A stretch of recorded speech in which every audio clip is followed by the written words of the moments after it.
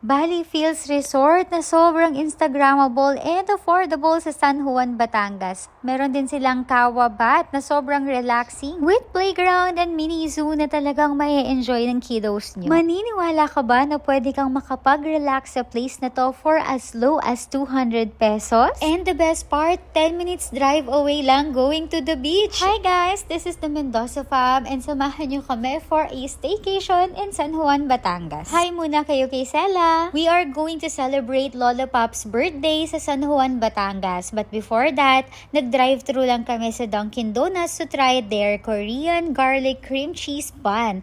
And grabe, sobrang sarap nito guys. Plus, ang mura pa. And after that, dumaan na rin kami sa Goldilocks kasi bibili kami ng birthday cake ni Lola Pops. Lately, sobrang busy namin. Buti na lang, Goldilocks is everywhere kaya kahit saan pwede kang bumili. At ang Sela nyo, sobrang behave sa biyahe basta meron siyang Dunkin' Donuts. O diba, sleepy na pero kakain pa. Kung pupunta nga pala kayo sa San Juan, Laia, Batangas, make sure na nakabook kayo sa mga resorts dahil kailangan yung dumaan dito sa tourism reception area para magbayad ng 20 pesos eco fee. And finally, nandito na tayo. Ito na nga pala yung bumungad sa amin. O diba, ang cute! At karga na nga ng birthday boy ang Sela nyo na feeling birthday girl. Nandito nga pala kami ngayon sa Samaras Farm Resort in San Juan, Batangas, and I tell you, this is one of the best resorts na napuntahan namin so far. Malawak ang place kaya hindi overcrowded, and I tell you, sa bawat sulok, very Instagrammable and picture-worthy. They also have activities for you to try during your stay like bonfire to chill with your friends and Kawabat. This is 150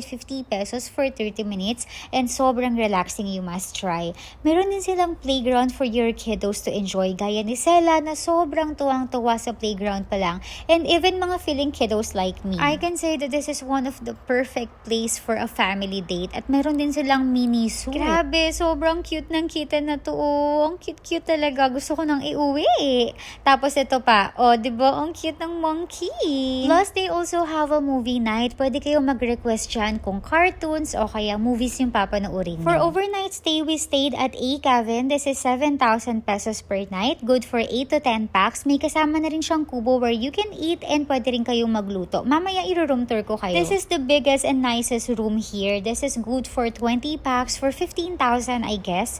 At sobrang ganda nito kasi may kitchen na rin sa loob. This is the small cabin, good for 2 to 4 packs. This is 3,500 pesos and air-conditioned na rin siya. And this one naman is the teepee hut na hindi air-conditioned and good for 2 packs. Pero malamig dito guys. So tara, i-room tour na namin kayo.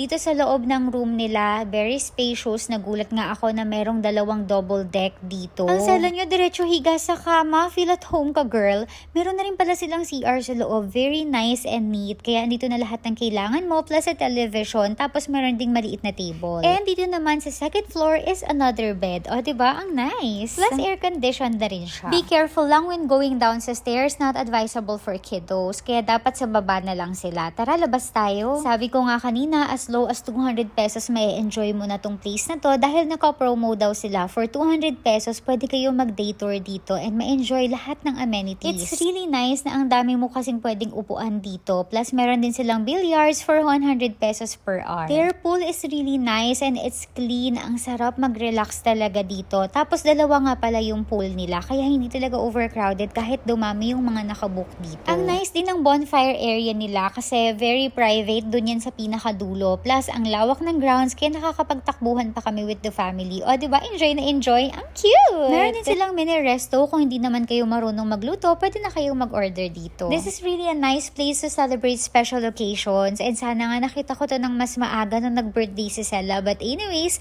happy birthday Lola Pops! We love you! And wait, there's more. 10 minutes drive away lang to. Going to Laia Beach at sobrang ganda talaga dito guys. This is the second time na pumunta kami dito sa beach na to. Pwede rin kayo mag-day tour sa other resorts. Pero kami, dun lang kami sa unahan ng Club Laia. Meron dong daan kung saan pwede kayong pumasok for free. Hi, buti lang naabutan namin to si Manong magtataho dito sa beach. Ang sweet! Grabe, feeling yata ni Sela birthday niya for today's video dahil siya nga ang bidang-bida sa araw na ito. Dahil siya naman talaga ang pinaka nag-enjoy. Saglit lang kami nagstay sa beach kasi gusto naming maligo pa sa pool. Kaya bumalik ulit kami sa Samaras Farm para itry na rin yung kanilang kawabat. Nag-enjoy lang kami sa pool while waiting and grabe, kulang ang isang araw dito sa resort na to. Entrance pa nga lang papunta sa kawabat ay very Instagrammable na and grabe grabe, sobrang relaxing talaga dito. I'd love to gatekeep this place dahil sobrang ganda. Pero this is it. If you are looking for a perfect place to unwind and celebrate your special occasion, sa Mares Farm it is. Siya yun lang, bye-bye!